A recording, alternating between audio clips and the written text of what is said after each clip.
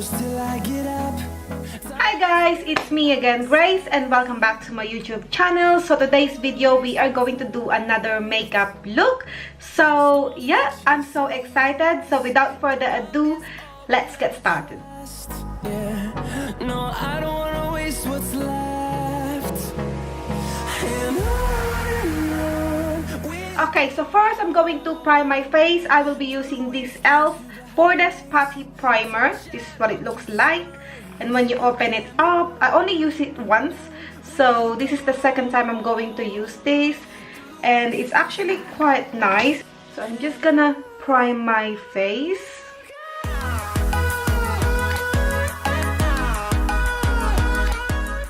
Okay, for my foundation today, guys, I will be using this Wet n Wild PHOTOFOCUS foundation, and this is in the shade Desert Beige.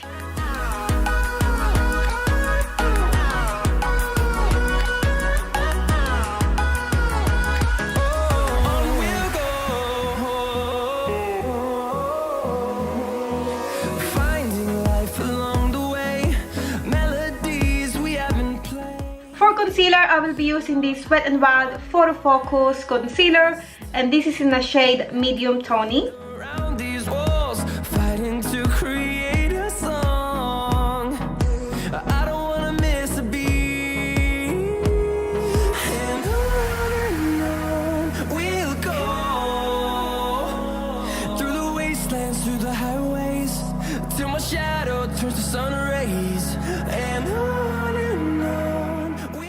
Next, I'm going to set my concealer using this, the original RCMA No Color Powder.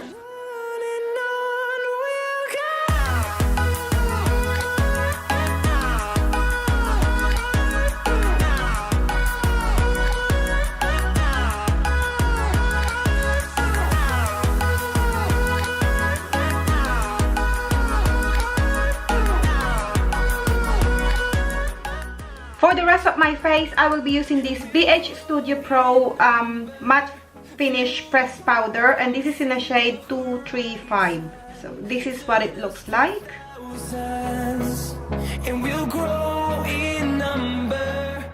Next, I'm going to do my eyebrows off camera, and I'll be back.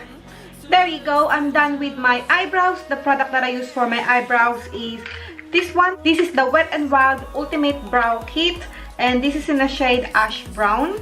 So I use these dark shades and also a little bit of the lighter shade. Next, I'm going to set my eyebrows using a clear brow gel. This is from Rimmel, and this is the Brow This Way brow styling gel.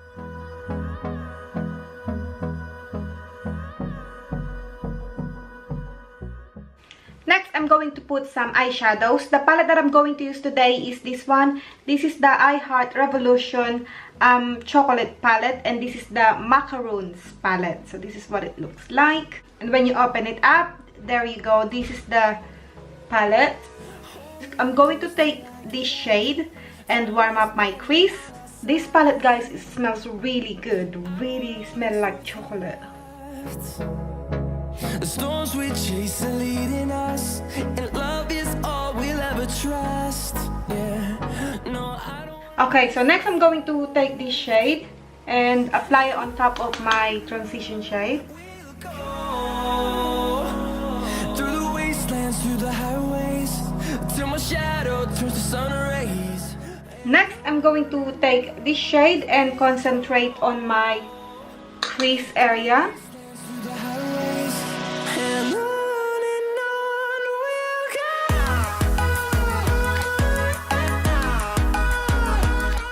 Next, I'm going to take this shade and apply it in my outer V and also on my inner corner. So we are going to do a halo effect. Okay, so I've applied some powders under my eyes just in case we get some fallout.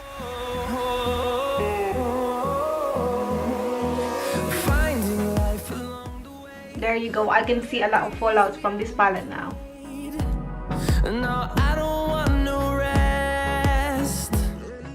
Next, I'm going to take this shade and just apply it on the center of my eyelids.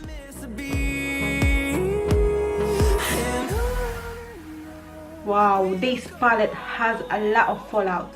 Through the wastelands, through the highways, till my shadow turns to sun. Okay, next I'm going back with this shade and just apply it again on my crease, and also just to blend the edges so there is no harsh line.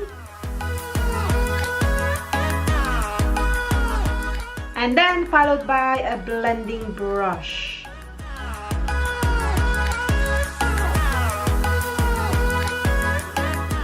Next, I'm going to take this shade and just apply it on my inner corner.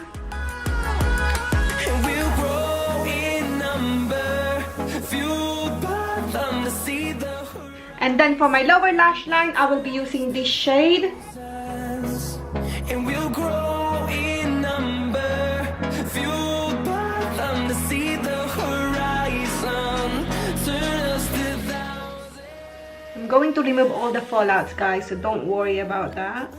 Next, I'm going to take this shade and I'm also going to put these on my lower lash line. Till my shadow turns to sun rays, and on we'll go. Through the wastelands, through the highways, and on we'll go. There we go. Then next, I'm going to apply black eyeliner on my waterline.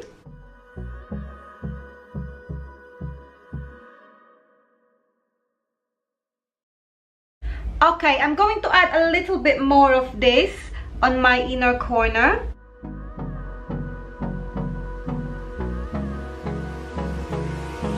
Hold me close till I get. Next, I'm going to use LA Girl gel liner and I'm going to create a wing. I don't wanna waste what's left. The storms we chase are leading us. Okay, I don't really want my wing to be that thick, but I don't know what happened, so I don't know. Anyway, I'm going to put my false lashes now and I'll be back. Hi guys, I am back and here we go. My lashes are up. So next I'm going to apply mascara on my lower lashes.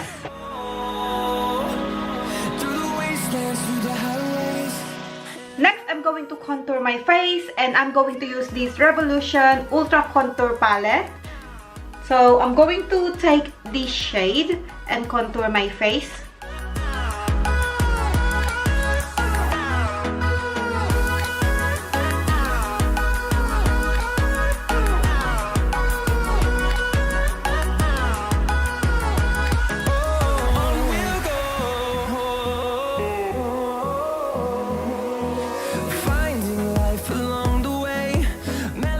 Next, I'm going to apply blush. I will be using this Milani Baked Blush and this is in the shade 03 Berry Amore. There you go. This is what it looks like. Fighting to create a song. I don't wanna miss a beat. Next, I'm going to apply highlights. For that, I will be using this Wet n Wild MEGAGLO highlighting powder and this is in the shade Precious Petals. So this is what it looks like. We'll go through the wastelands, through the highways, and on we'll go.